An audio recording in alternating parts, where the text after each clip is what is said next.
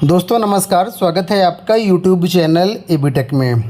दोस्तों इस वीडियो में मैं बात करने वाला हूं अशासकीय सहायता प्राप्त माध्यमिक विद्यालयों में अगर आप टीजीटी, पीजीटी या प्रिंसिपल के पद पर कार्यरत हैं और एकल स्थानांतरण करवाना चाहते हैं तो उसका क्या प्रोसेस रहता है, कंप्लीट प्रोसेस के बारे में आपको बताने वाला हूँ। साथ में जो इसके आवेदन का प्रारूप होते हैं वो भी आपको मैं दिखाने वाला हूँ, तो वीडियो को अंत तक देखिएगा।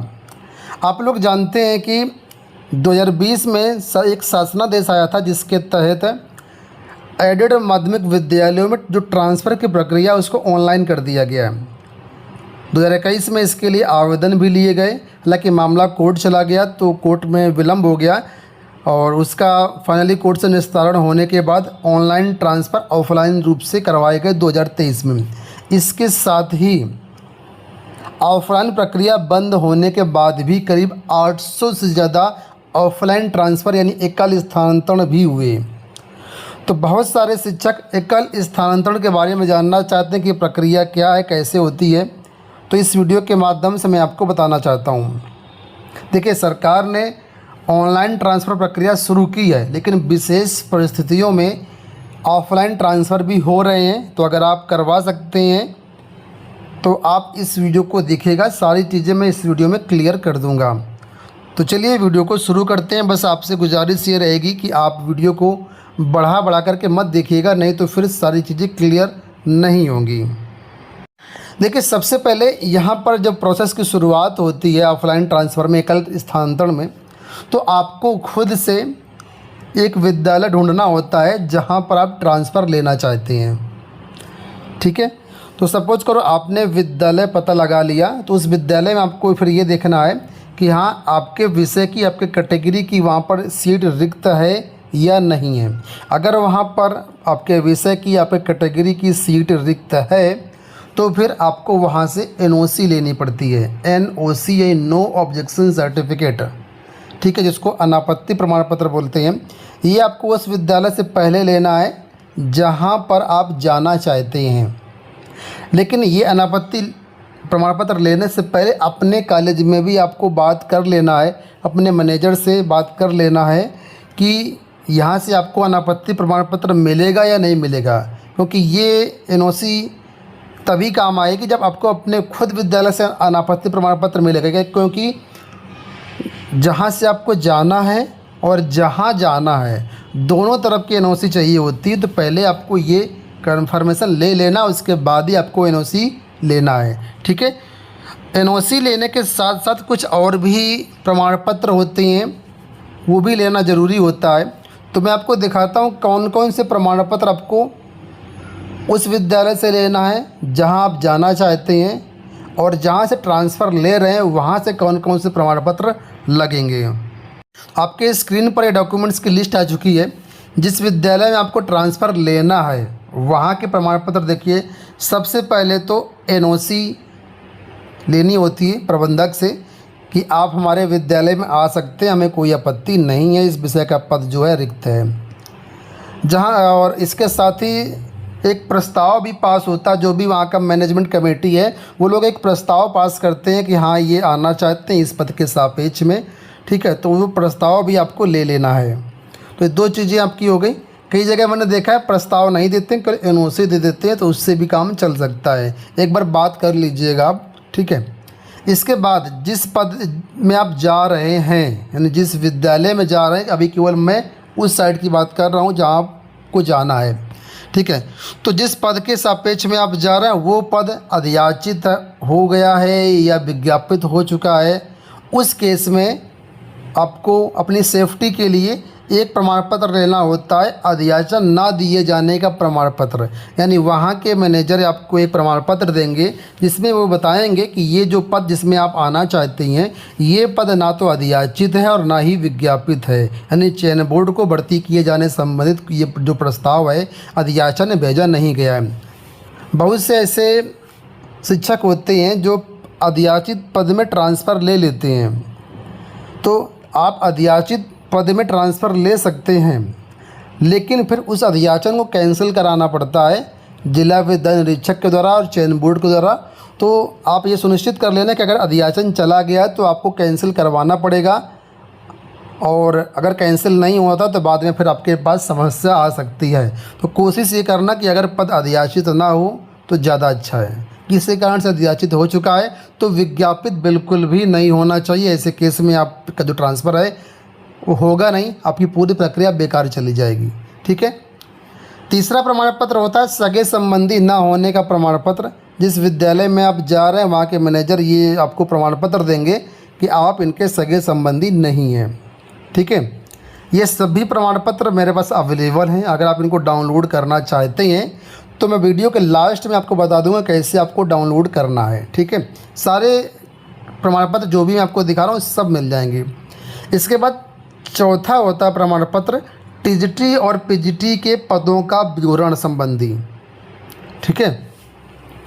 कि उस विद्यालय में पूरा जितने पद सृजित हैं, जितने टीचर कार्यरत हैं, जितने रिक्त पद हैं, उनका पूरा विवरण देना होता है।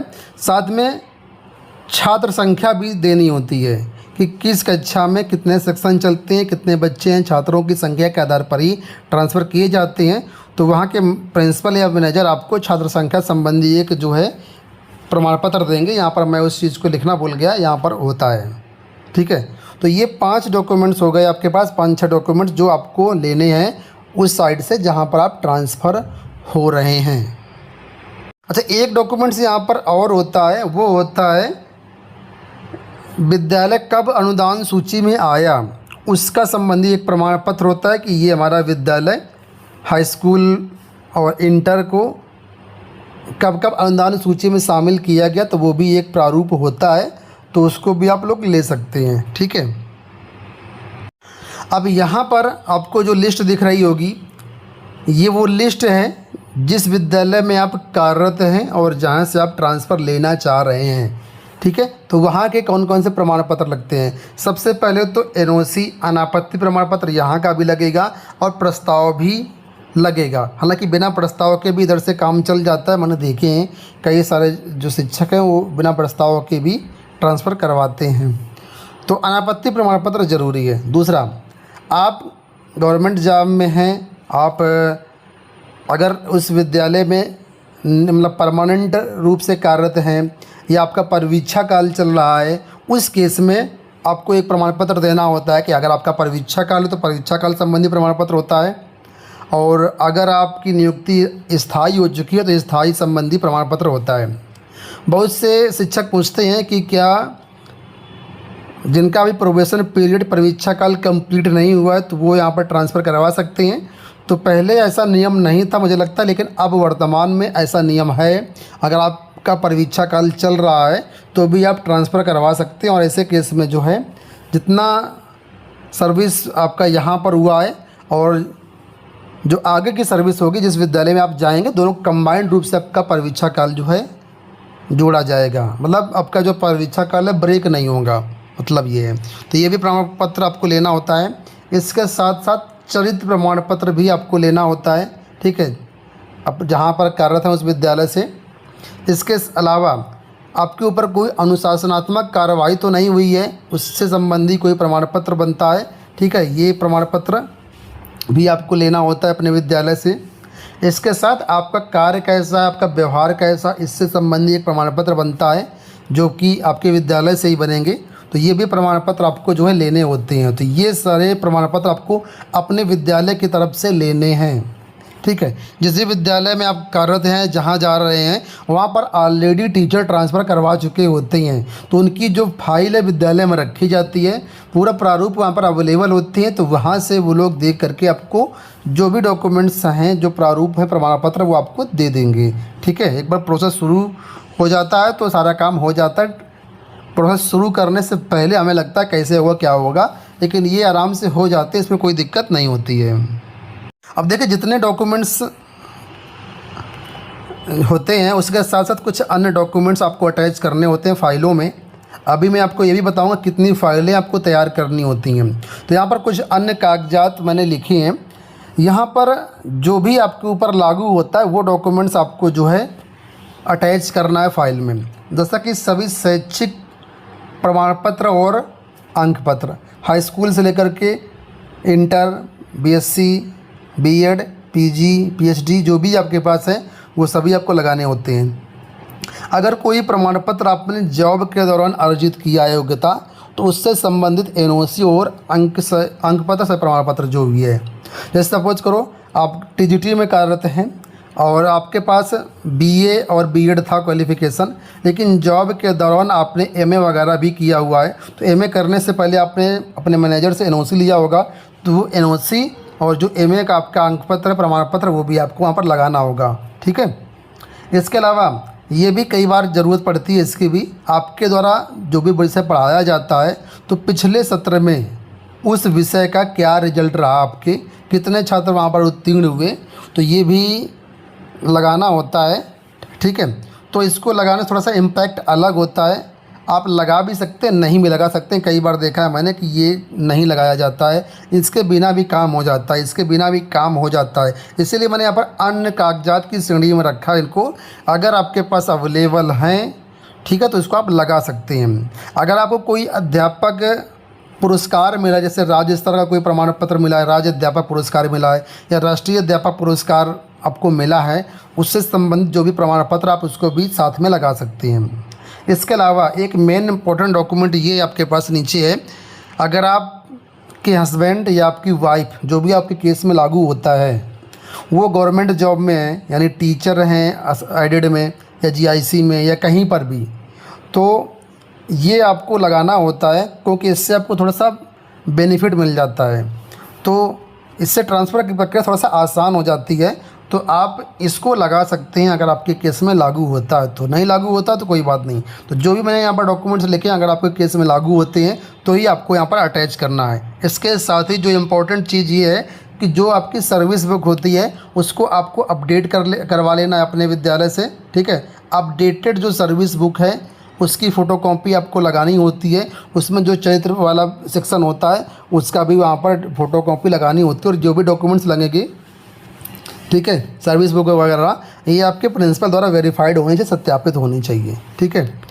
और अब बात कर लेते हैं कि ये जो डॉक्यूमेंट्स हैं कितने प्रतियों में बनाए जाते हैं, किसके किसके लिए प्रतियाँ होती हैं। तो यहाँ पर मैं आपको बताता हूँ, यहाँ पर देखिए मैंने मेंशन किया हुआ है, जो भी डॉक्यूमेंट्स हैं करीब 7 से 8 प्रतियों में आपको बनाना चाहिए। हालांकि कई जगह मैंने देखा है 4 ही प्रतियों में बनवाते हैं, तो बाद में फिर आपको दिक्कत होती है। इस वजह से पहले से ही 7 से 8 प्रतियां बनाइए, ज़्यादा आसानी रहेगी, कभी दिक्कत नहीं होगी। अब ये 7 से 8 प्रतियां मूल प्रतियां होती है, इससे फ़ोटोकॉपी आपकी नहीं चलती है।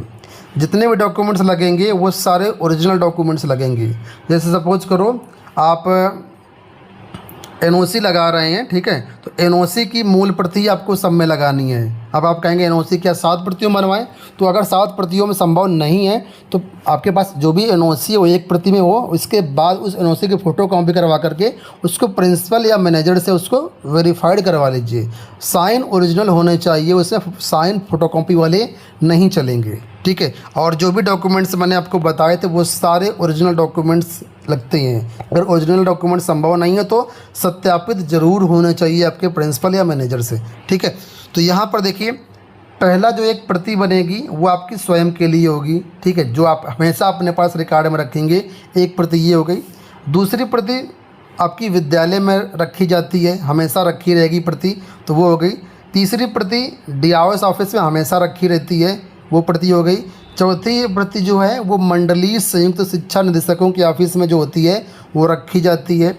इसके बाद 5वीं प्रति यहाँ पर जो है अपर शिक्षा निदेशक कार्यालय में हमेशा रखी रहती है। तो यहाँ पर आपको 5 प्रतियाँ दिख रही होंगी। अब आप सोच रहे होंगे कि ये 7 से 8 प्रतियाँ क्यों मेंशन किया है, तो देखिए मैं बताता हूँ आपको।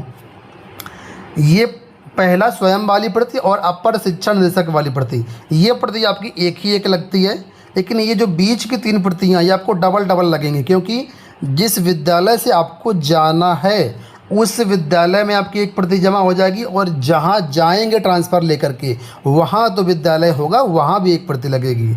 इसी तरीके से आपके 2 डीआईओस होंगे, एक जहाँ कार्यरत है वहाँ का डीआईओस ऑफिस और एक जहाँ जाएंगे वहाँ का डीआईओस ऑफिस। तो ये भी 2 डीआईओस हो गए आपके। और ये संयुक्त शिक्षा निदेशक, ये भी अगर आपका मंडल चेंज है तो 2 आपके जेडी होंगे। तो दोनों जेडी ऑफिस के लिए आपका एक एक लगेगा, और नीचे एडी ऑफिस, तो एडी ऑफिस तो एक ही होता है तो एक प्रति लगेगा। तो आप काउंट कर लो, ठीक है। 5 यहाँ पर मेंशन किया है, छठा ये दूसरे विद्यालय के लिए, ये दूसरे डी ऑफिस के लिए, ये जेडी का ऑफिस के लिए, तो 8 प्रतियाँ कुल मिलाकर के हो गई हैं आपकी, ठीक है। अब मैं आपको प्रोसेस बताता हूँ कैसे कैसे करवाना है। तो सबसे पहले आप ये देखो, आपको एनओसी ले लेना है। आपने दोनों तरफ से एनओसी ले लिया, ठीक है, सारे डॉक्यूमेंट्स रेडी कर लिए। अब आपको सबसे पहले अपने विद्यालय में जाना है, वहाँ से वेरीफाई करवाना है, उसको फॉरवर्ड करवाना है। इसके बाद आपको अपने मैनेजर से फॉरवर्ड करवाना है। हर जगह से जाएंगे तो एक नया पत्रांक आपको मिलता जाएगा, ठीक है।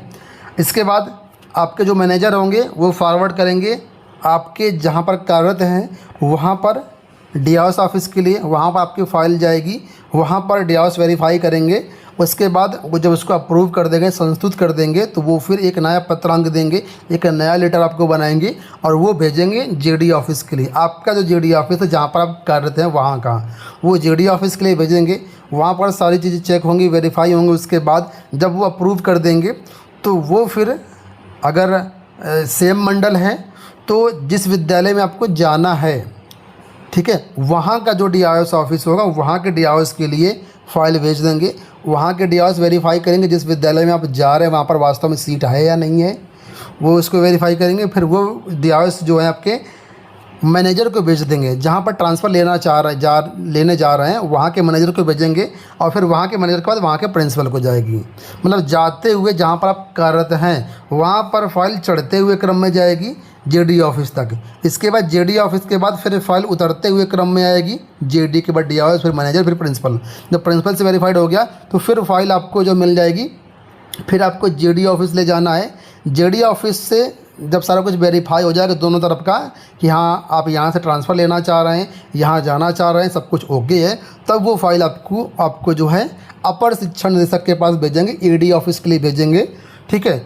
और एडी ऑफिस तक ही फ़ाइल आपको पहुँचाना होता है। जहाँ एक बार आपकी फ़ाइल एडी ऑफिस पहुँच गई, उसके बाद जब भी ट्रांसफ़र खुलेगा तो फिर एडी ऑफिस से आपका जो ट्रांसफ़र है वो कर दिया जाता है, ठीक है। तो ये पूरी प्रक्रिया रहेगी यहाँ पर। अगर आपका मंडल ट्रांसफ़र है, मतलब अंतर मंडल दोनों अलग अलग हैं, तो फिर दोनों जेडी के पास आपकी फ़ाइल जाएगी। अगर मंडल एक ही है तो एक ही जेडी ऑफिस में काम हो जाएगा आपका, ठीक है।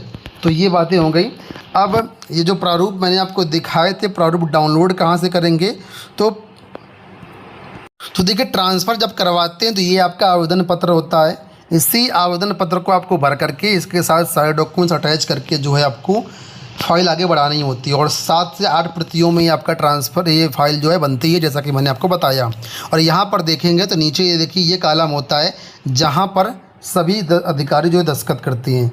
ये पहला जो पार्ट आपको स्क्रीन पर दिखाई दे रहा है ये उस साइड का है जहाँ से आप स्थानांतरण लेना चाहते हैं। इसमें प्रधानाचार्य, प्रबंधक, जिला विद्या निरीक्षक और जेडी ऑफिस के जो अधिकारी होते हैं वो यहाँ पर साइन करेंगे, और जिस विद्यालय में आपको जाना है वो वाले जो अधिकारी होंगे यहाँ पर आपको साइन करेंगे, ठीक है। चारों अधिकारी, प्रबंधक, प्रिंसिपल, डीआईएस और जो आपका जेडी ऑफिस के अधिकारी होते हैं। इसका बाद फाइनल डिसीजन जो है अपर शिक्षा निदेशक लेते हैं, वो यहाँ पर लेंगे, ठीक है। एडी ऑफिस की तरफ से आपका ट्रांसफ़र हुआ या नहीं हुआ वो यहाँ पर लेंगे। तो ये प्रारूप आप डाउनलोड करना चाहें तो हमारे टेलीग्राम पर अवेलेबल है। टेलीग्राम का लिंक वीडियो के डिस्क्रिप्शन बॉक्स में मेंशन है, ठीक है। वहाँ से ज्वाइन कर सकते हैं टेलीग्राम को और ये प्रारूप डाउनलोड कर सकते हैं, ठीक है। अगर आप टेलीग्राम यूज़ करते हैं तो आप एबीटेक 123 सर्च कर देंगे तो हमारा टेलीग्राम चैनल आपको मिल जाएगा, वहाँ से ये प्रारूप डाउनलोड कर सकते हैं। जो भी भरे प्रारूप हैं ये सारे भरे प्रारूप भी अवेलेबल हैं।